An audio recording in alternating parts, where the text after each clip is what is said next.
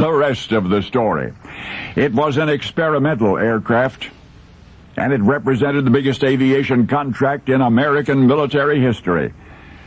The designers whom the Army had contacted were obligated not only to produce the machine, but to conduct the test flights and to train flyers.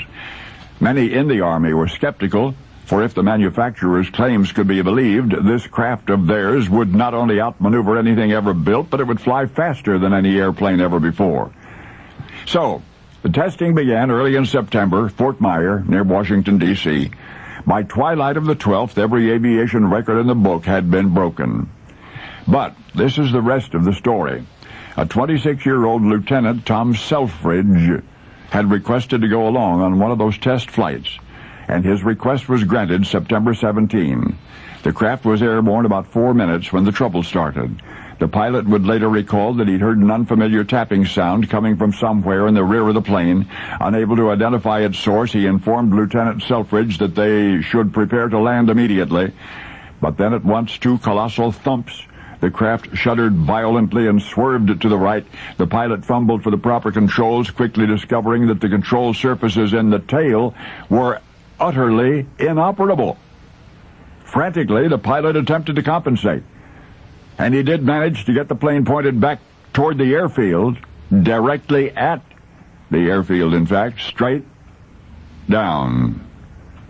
The craft pulled out of its nosedive at the last moment, but not in time to avoid a crash. The pilot never lost consciousness. He was pulled from the wreckage. He was asking about his passenger, Lieutenant Selfridge. And yet the extent of the injuries to both men was yet to be determined. And the next day, an assortment of fragments from the crash was brought to the test pilot's bedside. And from critical pieces, he was able to reconstruct what had happened. A stress fracture, which deformed a surface, which caused unequal thrust, which created a vibration, which loosened a wire, and so on, and so on.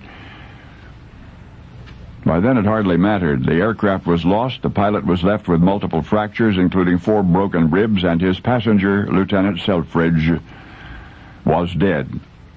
He had died of head injuries shortly after the accident.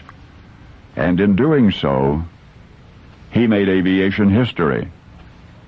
To this day, Tom Selfridge, who only wanted to go along for the ride, is remembered in history as the first man ever to die in an air crash. For that fatal flight, that autumn test run at Fort Myer, took place September 17, 1908.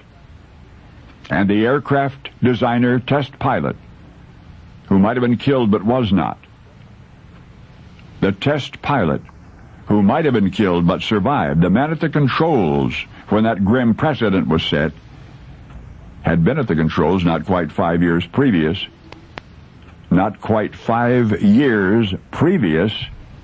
to set the most significant precedent in the entire saga of human flight. The fortunate aviator seeking to sell the Army on aviation was Orville Wright. Now you know the rest of the story.